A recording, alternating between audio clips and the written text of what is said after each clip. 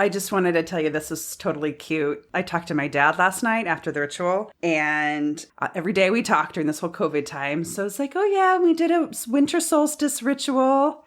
And my dad, he's so cute. He's like, is that witch stuff?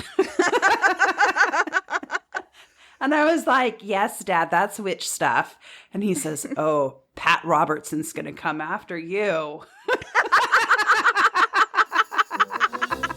Welcome to Shit My Soul Says, a podcast about all things woo. I'm Jillian. And I'm Rosalie, and we are obsessed with anything having to do with alternative spirituality. And we want to share our obsession with you, because woo is fun, but it's more fun with friends. I'm a reincarnation coach and energy worker. And I'm a practicing witch, so we've been around the woo block a time or two. Mm-hmm.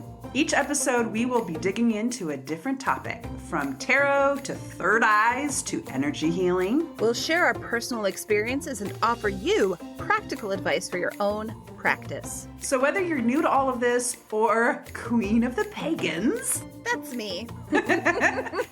Everybody is welcome. No witch card needed. This is inclusive woo.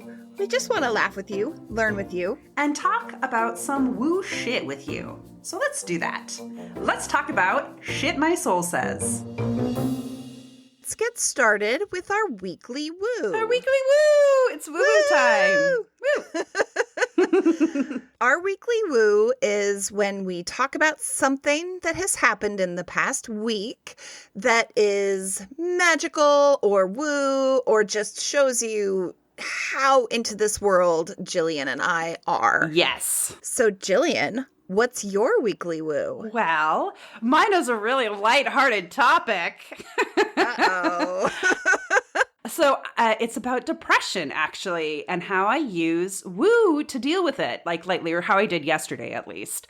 Awesome. So I deal with seasonal affective disorder, which is really awesome during the week of winter solstice, which is when it is right now when we're recording.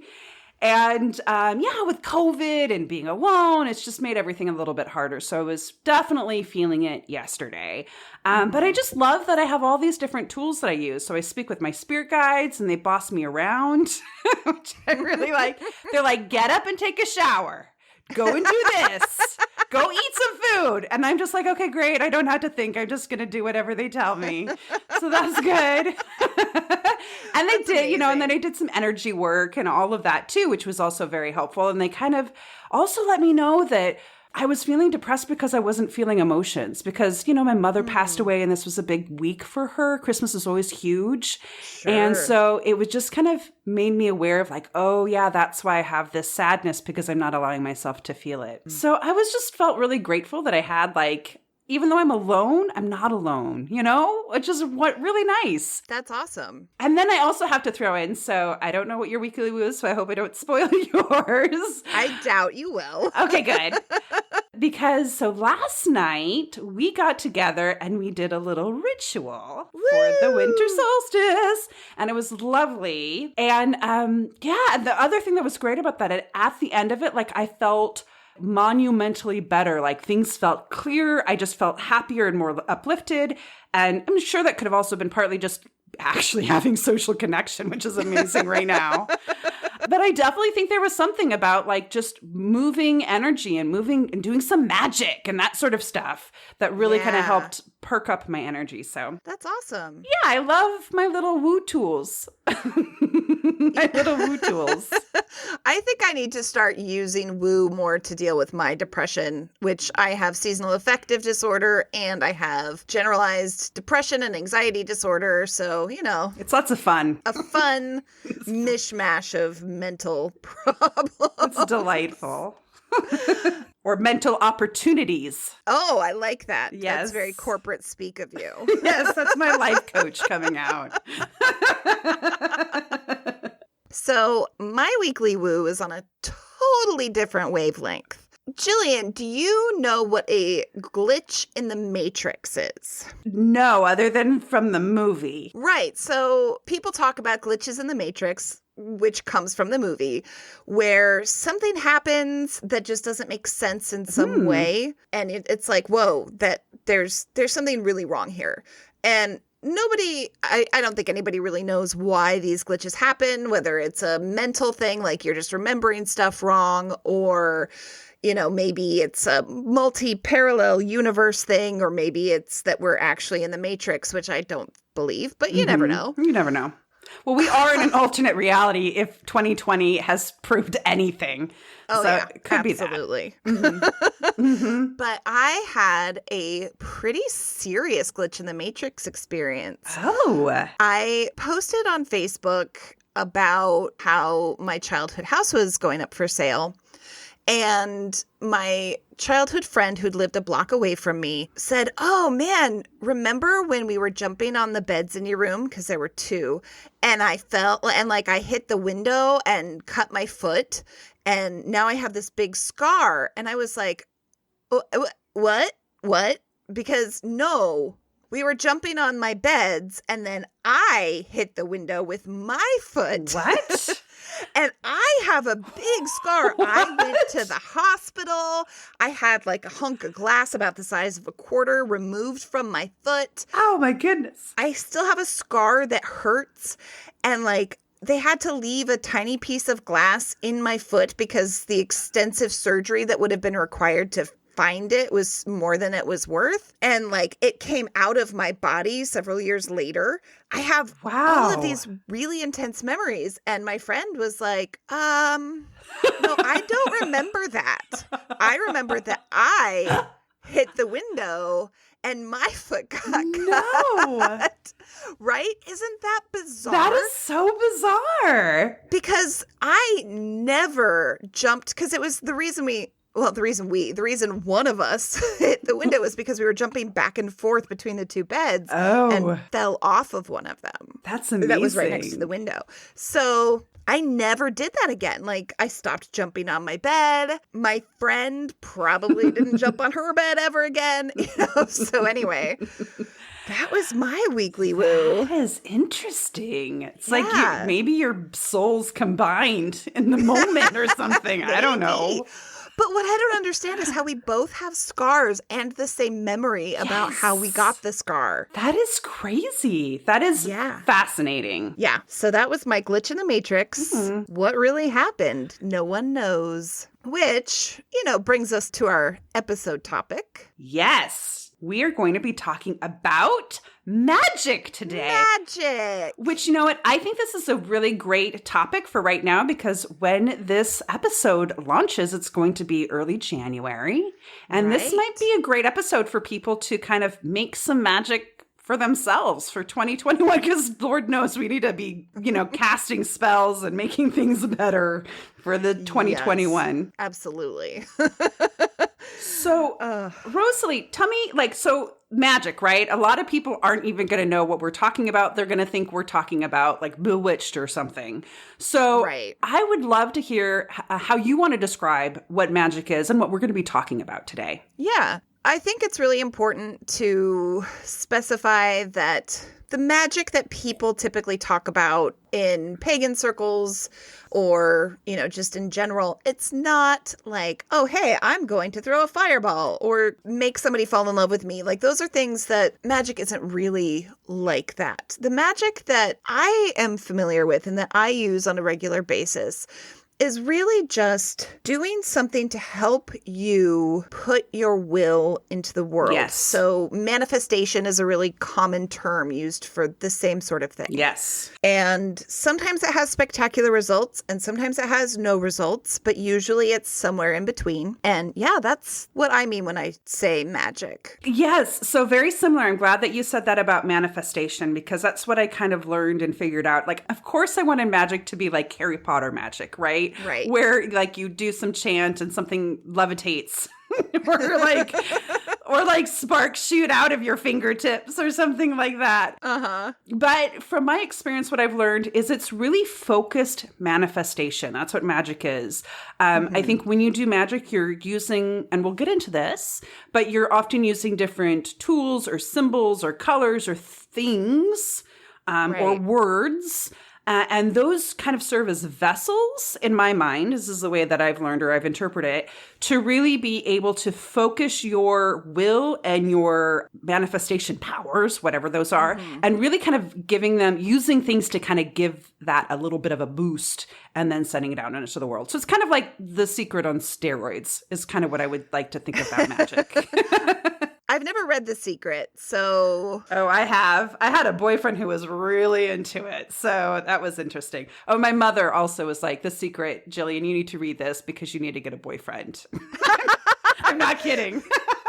She gave me The Secret so I could get a boyfriend. Now, was that before or after the boyfriend who was really into The Secret? I don't remember. That's a good question. I don't think if it was, I don't know if I manifested the right boyfriend, but anyway, that's another topic. He's a wonderful guy, but. But he wasn't the right boyfriend for you. He was not the right boyfriend for me. So I was just going to say, I also want to throw in something too when we're talking about magic today. So, we've talked about what our interpretation of magic is and how we experience it. But I also want to say that there's lots of different cultural traditions out there around magic all around the world, both contemporary and historically.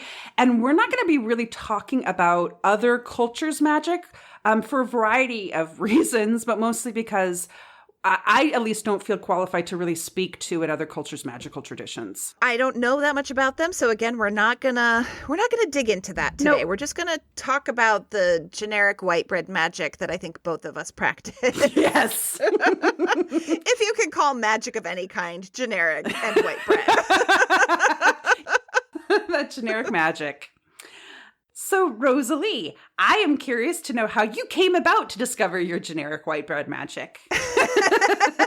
Well, as a kid, I played around with it. Like, I truly, truly believed that magic was a thing and that magic worked. Yeah. And I was right.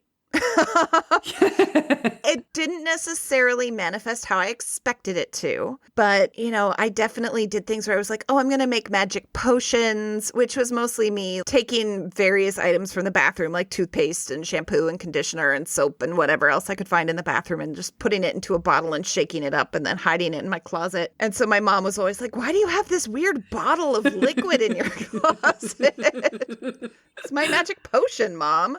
As I got older, as a teenager, I got really interested in magic. A friend of mine got a book by Gerald Gardner, who is an interesting figure in Wicca. And she was talking about things like initiation rituals where people had to act as though they were okay with being run through by a sword. But that really kind of scared me off. Yeah, I could see that. That's intense. Right? At the same time, I would regularly go to a store called The Psychic Eye. I have no idea if it's still around, but we would go to The Psychic Eye and we would look at all the stuff that we were too afraid to play with, right? Too afraid to buy. Yeah, so I just had this fear, I can't possibly do this. This isn't for me. This is scary. This is dark. I'll get into things that I can't handle, that I can't undo if I do them. And then when I got to college, I started looking into it again and started to actually learn about what magic is, how it works, what's safe, what's not safe, how do you do it ethically, and then I started to really get into it. So it's something that I've just always been interested in. Yeah. And so what about you? Same Z's. Well, that was quick. And let's move on. It's different, actually. The beginning, the origins are the same. So as a child, I too had a very active imagination and loved making potions. I would make Kool-Aid potions, actually, and put them in one of my mother's wine glasses and sit there, do a little incantation over it. It was very magical. It's fantastic. But it's funny, you reminded me when you talked about the shampoo, bathroom toothpaste, whatever concoction. So I had made a concoction, but I used powders. I used flour and sugar, and I was making magical spell powder, and I kept it in a drawer in my dresser. And I was always worried that my mom was going to think it was cocaine. Because this is when I was a teenager, that she never did. I never got accused of doing drugs. So I think for me too, magic my first feeling that like there's something kind of real was actually wishes. I got into wishes when I was a child. I would wish upon a star like every night, all the time. And I had a big crush on this boy who I won't name because he could probably find out. But he had gone away. He had left the school that I was at, and I made a wish that he came back because he was the love of my life. Right. And anyway, he showed up at school again after, you know, a quarter away or something. I'm like, oh my gosh, my wish came true. There's magic in the world. Things can happen. So I think that was my first time like, wow, there is actually something magical in the world that we can kind of tap into. Yeah, so that was cool. But yeah, then when I was a teenager, I started getting into paganism and experiencing that a lot. And paganism has often rituals and spells that you can do and magic that you can cast. I was like, this is really cool. I want to do this. It's like lined up with everything that I'd always kind of wanted to get into as a child. Yeah, so I did some rituals. And that, I think, is the beginnings of when I kind of realized, like, oh, this isn't about I have to have an athame and I have to have a chalice of water and I have to have all these things in order to do magic.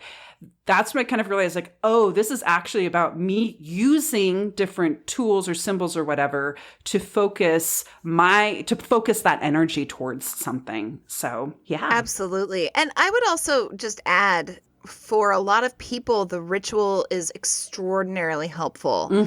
And it's fine to need a ritual to do magic. It's fine to want to do the whole rigmarole and have the whole pageantry of a ritual or whatever it is that you need to feel like your magic is going to be effective. But it's also okay if you're like, I'm going to snap my fingers and manifest my will. You know, there's really no wrong way. Yeah. Like, it doesn't have to be this whole show, but it can be, whatever. That's the important thing. It should be whatever, like, lights you up, whatever works for you, because the more you're turned on by it, you know, but the more you're turned on by it, the more powerful it's going to be. So if it feels bad or weird or restrictive, it's probably going to be less powerful. Well, now I'm picturing dildo magic. Well, that's a thing, I'm sure. I'm sure it is. I don't use that. I'm not familiar with it, but. Oh, yeah. Sex magic is a whole thing. Oh, sex magic for sure. Yeah. But you're going very specific about dildo magic. Yeah, specifically dildos. Yeah. I don't have any spells about dildo magic, but I can make one up. I do wonder what spell you would cast with the dildo, though. Would you use it as a wand? You could. Or is it like, would you empower it so it brought you more pleasure? Or would you use it to like draw in sex into your life? I guess there's just so many possibilities. The sky is the limit when it comes to dildo magic, Jillian. Fantastic. Well, speaking of spells, maybe, and other magic stuff, let's maybe talk about some of our weird or funny or odd or whatever magic little stories that we've experienced in our life. Absolutely. So I'll throw in one because I kind of alluded to it when I was talking about getting into paganism. I think this is probably the spell where it's like, I don't know if I'm going to go through all of the steps here. So, but I had found a spell that there was two of them. One was like an attraction spell, but the other one was an invisibility spell. And this is when I was still like learning about magic. And I'm like, I'm going to do this invisibility spell and see if I become invisible. Like, I was a teenager, but still part of me thought like, what if I actually become invisible? I just love that I still believe that, like at 15 years old that like, oh, you're going to become the invisible man. So I did the whole spell. I did all of the ritual and everything. And then the next day, people could still see me. So I was like, well, I guess that didn't work. I didn't realize at the time that what it was really kind of manifesting is making it so that you were maybe a little less seen by people, not that you were invisible. I was being a little too literal with my little spell work. And I do sometimes wonder, like, I never turned that spell off or reversed it. I wonder if, like, what kind of effects it may have had in my life that I wasn't even aware of. Well, maybe you should turn it off, Jillian. I should turn it off. Boom! I mean, we're trying to be seen by the world, or at least heard by the world. So that's right. No, I think it's probably gone by now, but yeah, I cast it off. I cast you off. spell.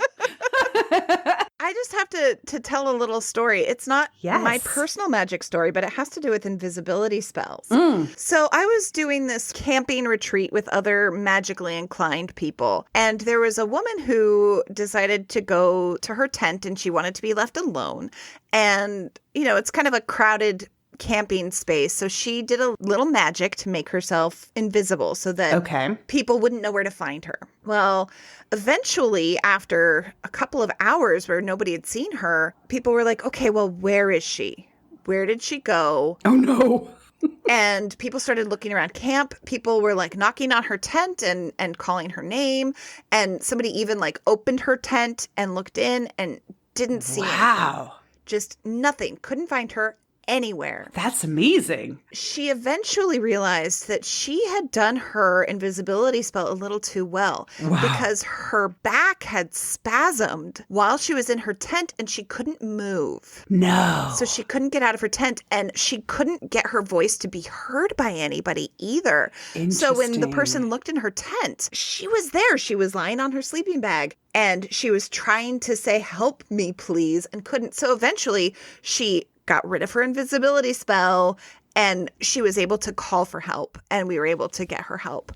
But yeah. That's perfect, though. That's perfect, Rosalie, because that really highlights, I think, how magic does work, right? You had my version of the story, which I thought like, boom, I'm going to be clothes walking around and nobody could see my skin or whatever. Like this movie magic sort of experience. Yes. But how magic, what it really is it's causing things to happen in the world to get that outcome that you are wanting. So it wasn't that she was literally invisible, but that all these different things happened so that people couldn't see or hear her. Which is also why you had to be careful with magic and careful about what you're asking for. That's the other thing that I think is really great about that story. Yes. And you know, just to kind of harp on the invisibility thing for just another minute, you know, if you decide to do invisibility magic because you're like, that sounds pretty cool, make sure you're extra double careful when you're doing things like crossing the street. You know, because people might not see you and you don't want to get hit by a car or cause an accident because somebody looked at you and their eyes just passed right over you. Yeah, exactly. Like I said, you got to be careful about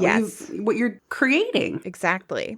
You know, magic has so many different forms and it can come at so many different times. Yeah. Yeah. And it can be like big, fancy, I want to be invisible magic, or it can simply be, I just want a parking spot.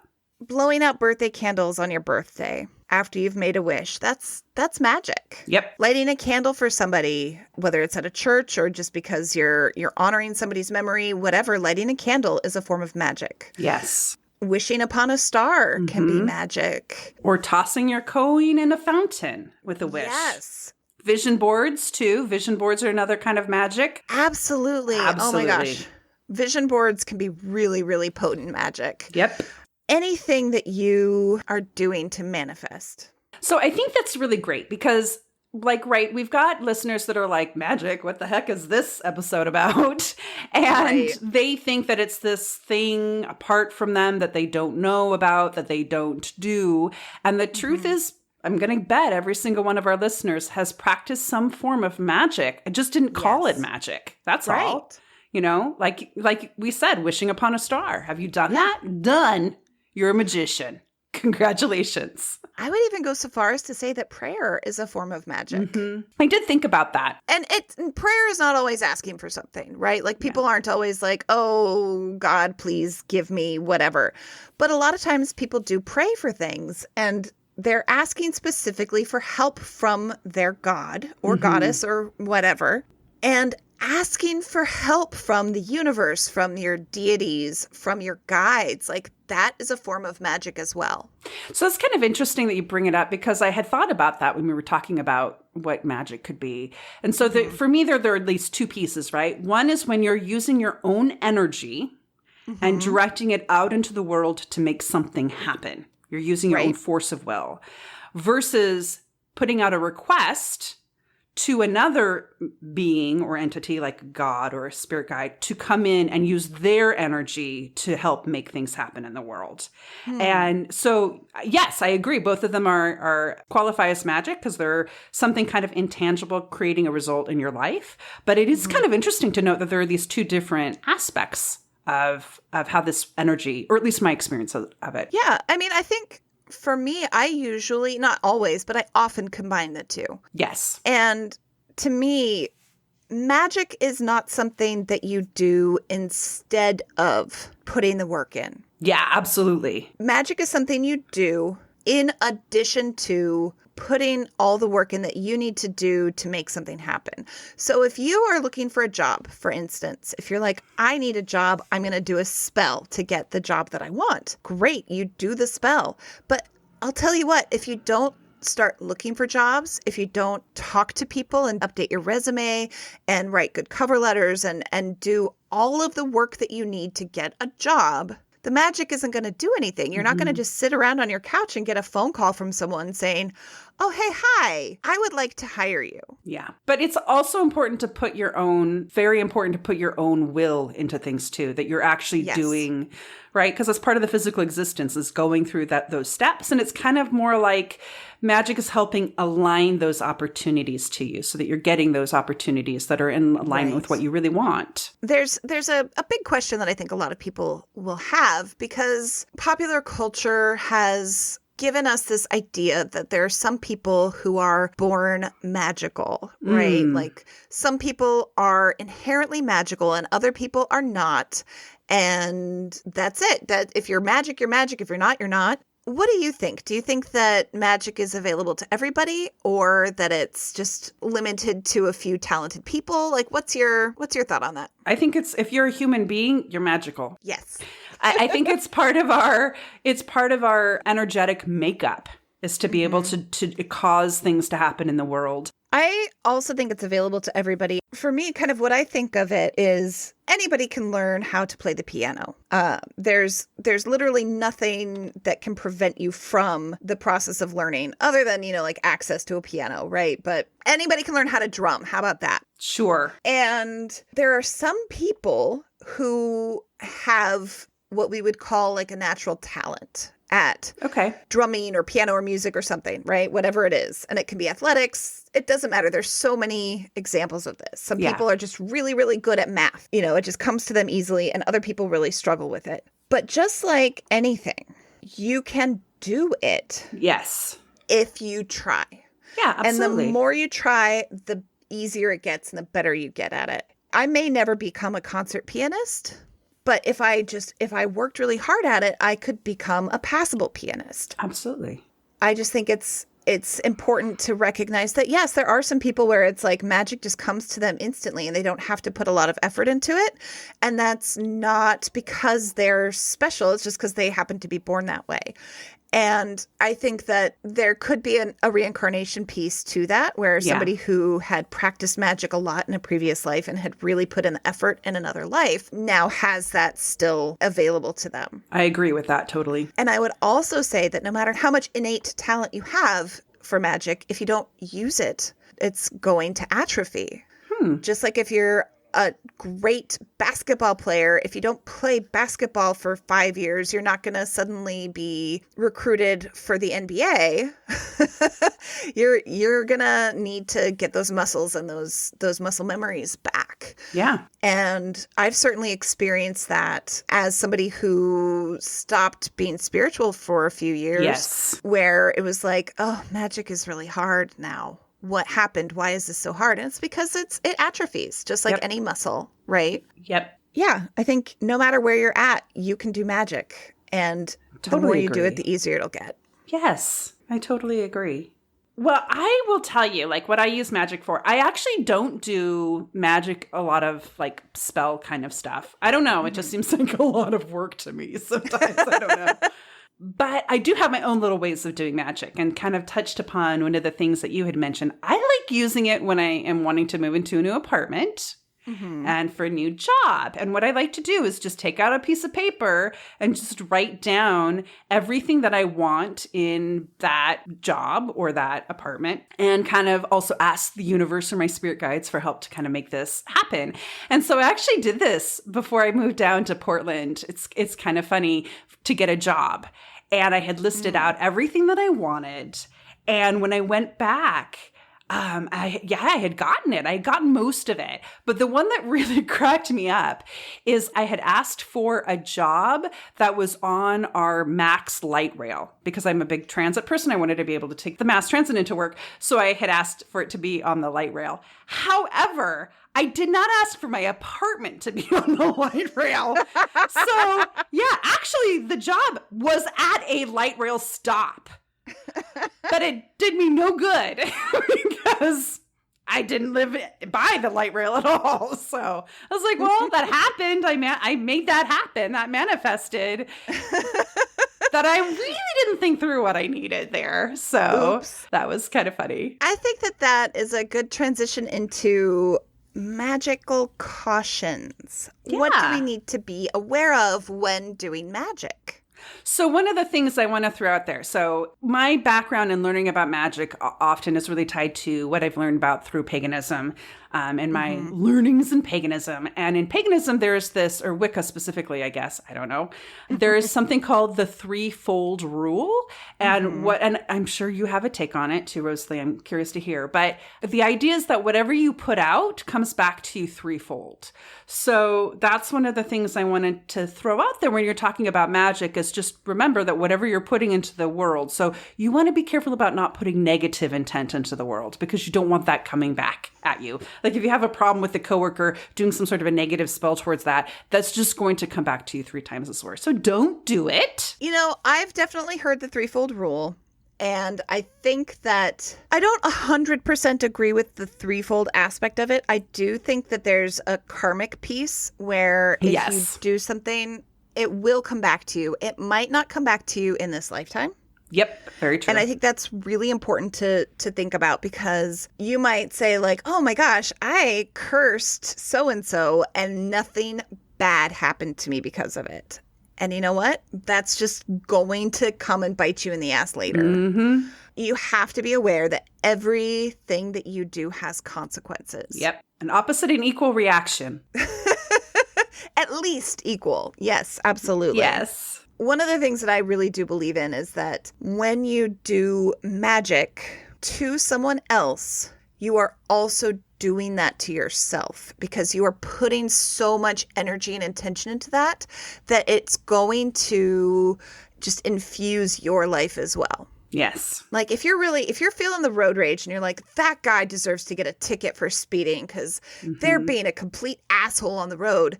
Well, you got to be careful, because then if you speed, you're probably going to get a ticket. Yep. Well, and I think that, really highlights that idea about be really thoughtful about what you are asking for. I read one story, I keep this in mind all the time, about somebody who wanted to pay off all of her debt and really put that out into the universe. Well, what ended up happening is all these debts that she had forgotten about or didn't know about started coming due to her. Oops. Yeah. So like words have power and your intention has power. So just, be really clear, really think through. And also like on that note too, like if you're really trying to make something happen, you don't want to be focusing on what you don't want to happen, right? Because then you're putting energy and power into that thing. I want to let go of my poverty mindset because I hate feeling this way, and I hate all these things that happen to me. Well, you're then putting more energy into all those things that you don't like. Yes. So really focusing on what you want to create and get really clear about it. I would also add, if you're going to be calling on any deities, make sure that the deities you're calling on are ones who are good to work with, or that you're very, very particular in how you phrase things. So I had a cat who had to have his teeth out. His teeth were really bad, and I was a grad student, and I didn't have any money. And it turns out that getting teeth removed is an expensive procedure. It's very expensive. And so I prayed to Bast or Bastet, the Egyptian goddess of cats, because she's the main cat goddess. She's the cat. Right. Yeah, the cat god. Yeah. And so I prayed to her and I said, please, I just need the money to be able to fix his teeth. And as soon as I get that money, I will get him taken care of. But I just need your help helping my cat. And, it turns out that Bast cares a lot about cats. Great. She doesn't care a lot about humans. Yeah, I could figure that. That's a cat, right? And she definitely doesn't care about humans' belongings.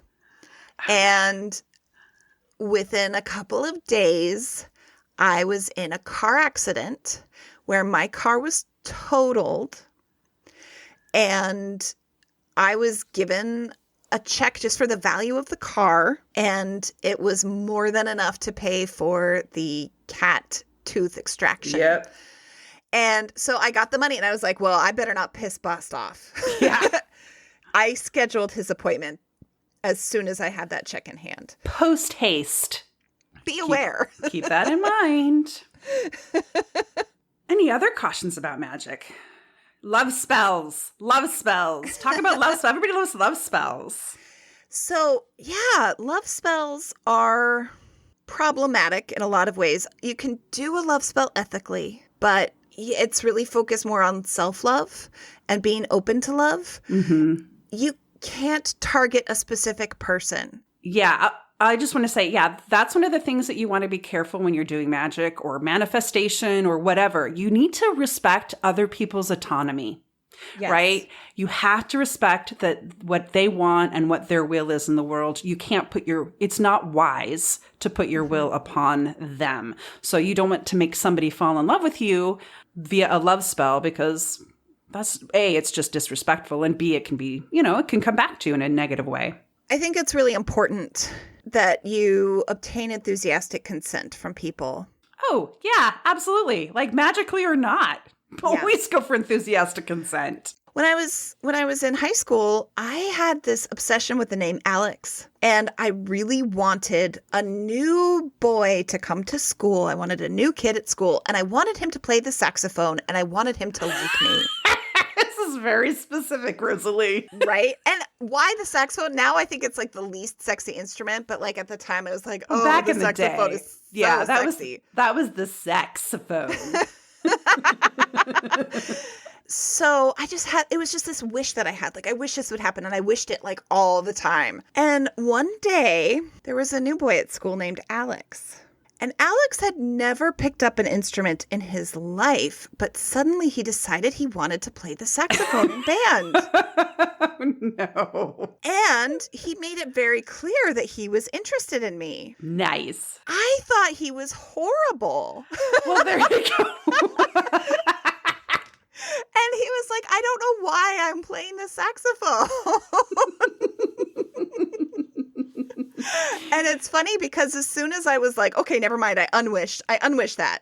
He quit band. Oh, that's hilarious. And I never saw him again. Like, I mean, he was still at the school, but I just didn't have any classes with him or anything like that. You banished him. I banished him. So, that was a really, really PG kind of cute story of how that happened, but it can get really dark. Mm-hmm. Yes, it can. I don't have any dark stories, thank goodness, but yes, be careful. Well, another note that I wanted to talk about too with magic and other people, right? Besides just love spells, it could be really tempting to do a magic spell for somebody with the best intentions, right? Like maybe a health spell for somebody that you love or care about. And that's another one. Like you want to work on getting consent in some way, even if it's like asking their spirit or whatever, because there could be whatever they're dealing with, it could actually be something really positive for them in the long run. And like maybe that illness is something that's going to help them learn some life lesson or have this new connection with somebody or bring something positive into their life. And if you override that what they're naturally wanting or needing in their life, that might not really be for their best interest. So That's another Right. caution I would put out there about like magic regarding other people. Yeah. So one thing that I kind of realized, we've been talking a lot around magic, right? We've been talking about what you can use magic for. We've been talking about all the different ways magic can look like, but we haven't described what it actually looks like to do the traditional type of magic that we're talking about. So we've been talking about it as if people know what we're talking about. And they probably don't. Fair enough. So they're probably pretty confused about this point. How would you describe it to people? How would you get started? In my readings and learnings, what it was is that you created an altar, so like just tabletop, right? Maybe you put a scarf down on top of it. And then at each of the 4 points that correspond with the direction, so east, west, north, and south, you would put something in that location on that table that represented things that corresponded with that element. So north would be earth, South would be fire, east is air, and west is water. So something that held each of those. And then additionally, there are crystals that I would put on the table that were in alignment with whatever work I was trying to do. So if it was like love, maybe it would be a rose quartz. If it was money, maybe it's some sort of green stones, that sort of thing. Also incense as well that had a property that was kind of, you couldn't go and look up and say like, what's in alignment with money? And there's going to be all sorts of different sorts of herbs and incense spells and colors. And there's also this whole little world out there of things that correlate with that particular thing that you want to create, whether it's love or money or health or whatnot. So when I talked about like things that can help you focus your energy or your thoughts, it's that sort of stuff.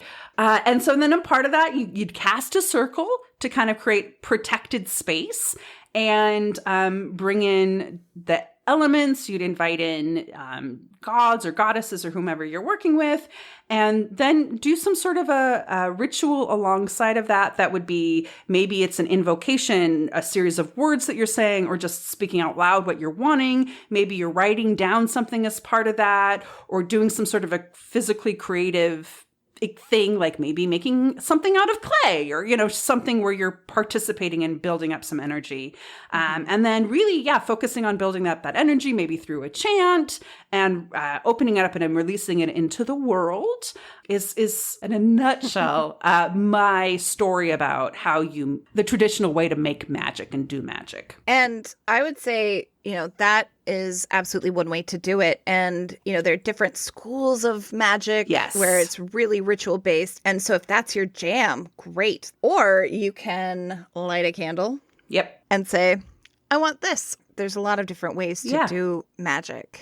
Yeah, and I think that's the point. When I first read, I thought I had to do all of these things, and it just seemed like a lot to me. And it didn't seem like something I wanted to do all of the time. But then it was nice to be like, oh, you know what? I can just focus on, I know green, to me, green is money. And so maybe I'll get a green candle, you know? And just burn a candle and kind of ask for more money, that sort of thing. So it can be simple. And maybe you have your own symbols. Like maybe for you, money is turquoise. Maybe that's your color that you're associated with money. So use that instead, like whatever kind of resonates with you. Absolutely. And there's no wrong answer for that. No wrong answers. You're going to find stuff in books that are like, green means this, this, and this, and that's all that it means. But if you look around the world, you're going to find that different cultures have they ascribe different means to different things. Yeah, absolutely. So it's really whatever works for you. Yeah. You can do kitchen witchery is a really common thing where there's the joke that like, oh, the secret ingredient is love. But sometimes people do put love into their food when they're cooking it, Yes. Like, I want my family to feel this love that I feel for them in this particular way. Yes. Or, you can put certain herbs and spices that have different meanings and then eat it for yourself and say like, okay, well, I want to bring in like, I don't know, spicy something, whatever. And then you put spices in. I'm not a kitchen witch. I shouldn't be talking about this. I would just as soon never cook.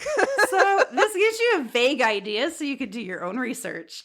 This resonates with you. We don't know everything. Right. There's just so many different ways of doing magic. Yeah. If you can imagine it, you can do it. Pretty much. Right. Yeah. Like, so if you're thinking about like, oh, I want to play around with magic. I mean, here we are. It's the beginning of 2021, and you want to be really thoughtful about what you want to create this year. You could create your own, like, write up your own little spell. What would be a fun way for you to do magic? And I really like to emphasize the word fun. Like, what does it look like to you? Like, maybe there's a song that you're going to want to play on the radio that like resonates with what you want to bring in. Maybe there's a weird chant you want to make up. Go for it. Maybe it's certain color candles or stones, or maybe you make a drawing. Maybe it's like an art magic. You know, there's anything is possible. Maybe it's dildo magic. Maybe it's dildo magic. Just, just think through like, what do you want to create in your life? And be really thoughtful about like, careful with your words, like we've said, and just putting in your intention and putting it into the world, and just ask, for it to come out in the highest good for all is always good. Yes. And also, there's lots of books out there. So, so you can go ahead and make things up. But some people aren't comfortable with that, right? Some people aren't comfortable with trying to figure things out, and they want guidance.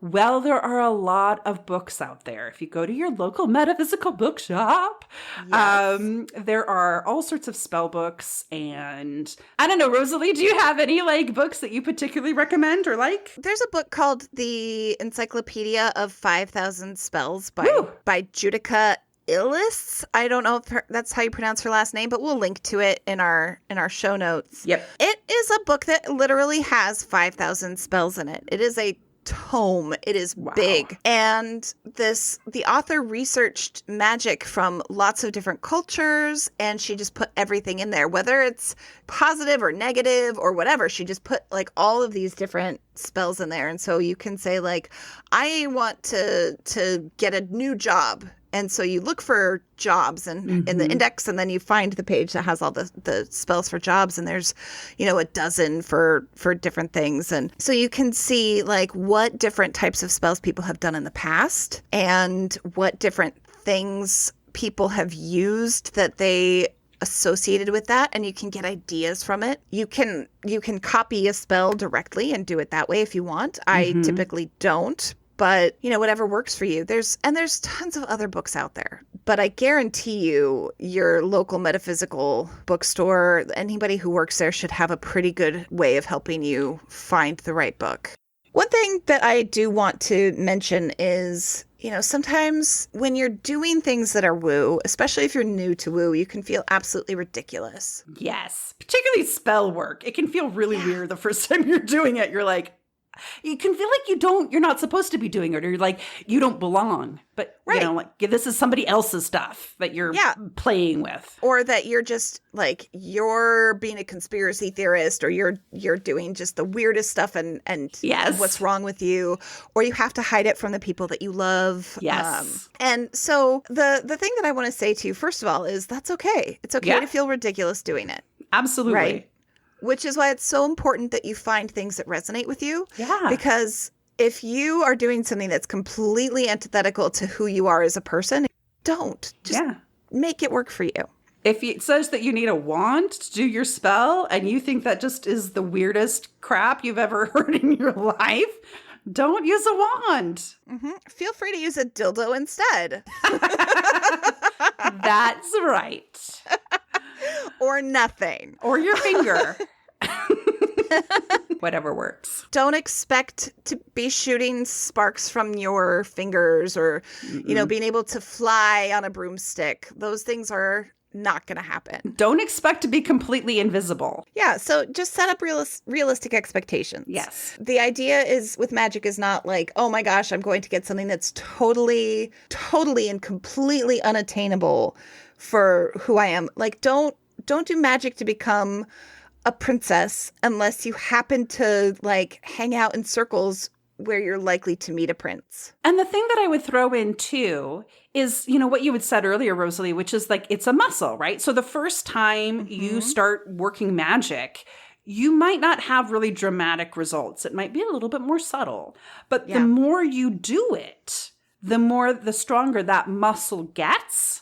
And the more powerful you're going to be able to see the results of your work. So keep that in mind too. Like maybe you begin and you try to become a princess and it just means you're a princess for Halloween. Like it could be that. But maybe you've been doing it for 10 years and lo and behold, you do end up meeting a prince at some coffee shop and now you are a princess. I don't know. It could happen. I don't rule anything out in this world. Go with the flow of go with the flow because you're putting energy out there, right? Mm-hmm. And so you want to get in alignment with it. And so that's what I would say, particularly when you're talking about doing the work. I like to say, get in that stream of energy and do the work you're inspired to do. I think that's part of how magic will speak through you. Okay, I really feel it resonates with me to be sending my resume out to these particular places if you're looking for a job. Mm-hmm. And maybe you get the tone you don't really want to be sending your resume to some other places. Then don't. That's probably not the way the energy is flowing. Yeah. So doing the work, but you don't have to do the work in a way that's hard and a struggle. It's just going with the energy that's there. Agreed. And then the other thing is, sometimes magic doesn't work.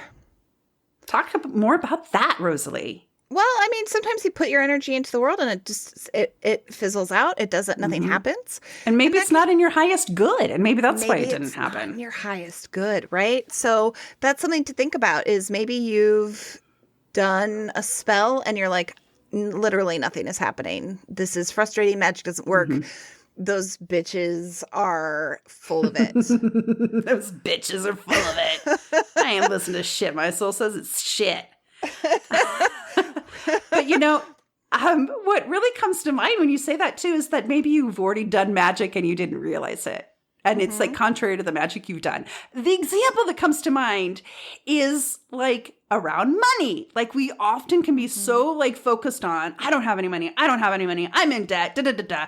Well, that's in a way, that's magic that you're doing because you're putting that energy into the world and you're creating more of that experience. And then if you do this small little, I'm lighting a little 2-inch green candle and just wanting more money. Well, it's a lot to ask for that energy to counteract those 10 years of negative energy around money that you've put out there. So it might take a bit more work and it might take a bit more time. Yes. And if you're calling on any sort of entity, any deities, if what you're asking for is not in alignment with their energy, they're probably not going to help you. Oh, so get to know your peeps. Right. So if you're I want to call on Ares, the god of war, to help me bring peace to the world. Probably not. Aries is not into that. Right. Kuan Yin, on the other hand, really is. So think about that as well. Yeah. But mostly just keep trying. Yeah, absolutely. As long as you're trying to do everything for the greater good, for your higher self, you're probably not going to do anything too bad. So, Rosalie, here's a question I have for you. What about the theory around not speaking about the magic that you've done because it might break the spell?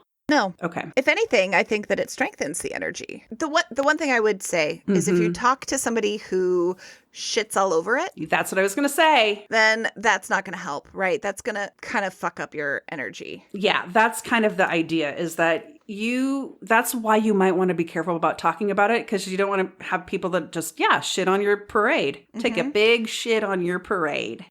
All right, well, we have been talking and talking and talking. We have been. I think it might be time to do our tarot reading. I pulled the 5 of Wands, which, that's an interesting card to pull because it's not a positive one. It's not inherently negative necessarily, but if you listen to our tarot episode, I talk about men with sticks. Those men with sticks. This was the card I was picturing in my head. Now, there are no men with sticks in my deck, the Wild Unknown Tarot, but there's sticks. Because wands are sticks. This is about conflict and it's about struggling. And I think it's something to really think about, especially it's the new year. People are wanting all of the pandemic crap to be over and they just are exhausted. And I think after the holidays, when we may not have been able to see the people that we love the most or have the experiences that we are used to or the traditions that we've done, I think it's really common to feel like you're at the end of your rope and to feel just like, it's a battle. Yeah, like you want to lash out at people.